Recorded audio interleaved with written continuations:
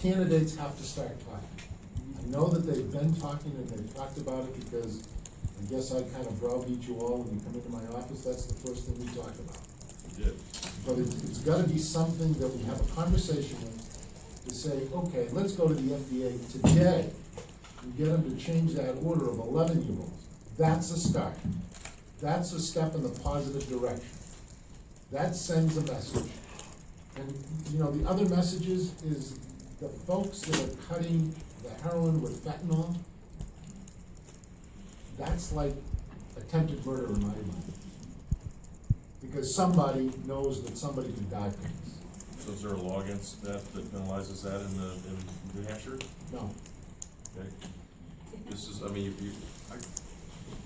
this reminds me of the good old days when I was governor.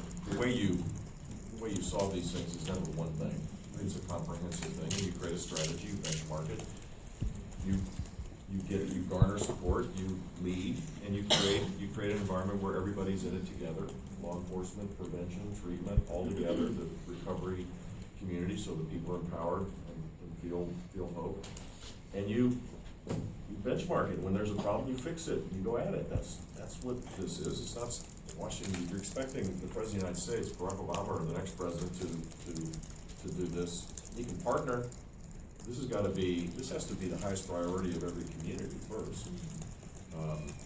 And this is what we did in Florida, and we had dramatic reductions in both supply and demand, which is one of the great challenges as well, is that the price of heroin is directly related to to the supply that is overwhelming right now, and the high quality nature of it is like nothing anybody's ever experienced before. So there needs to be we haven't talked about that part, but that's where the federal government can play a huge role in coordinating. I mean, you have a hideout here? We do. We have a hideout. We're creating an OCDEF task force. It gives you some hope, or you? It does. It'll be going after the high-level Mexican cartels, essentially. That would be. What is that, Chief? I've never heard It's that. the organized crime. Hideout is the high-impact drug.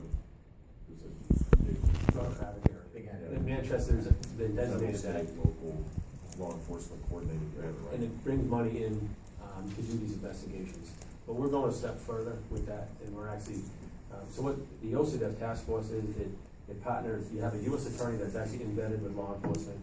You have the IRS going after money launderers, you have the DEA, local police, state police, and you actually pinpoint exactly where it's coming from. We've already done that, so that work's been done. And then we actually go after the Solana drug cartel. And that's what we talk about. That's the presidential level stuff that the mayor was talking about that would help cinch up the borders and really, I think, partnering with the government of Mexico, which clearly doesn't seem to be working all that well for us because they're coming across with impunity with these drugs. Even though we're taking unprecedented amounts of it off the street, we're still going down to Lawrence, Massachusetts and finding a drug house with 15 kilos of fentanyl in it ready to be mixed up with heroin.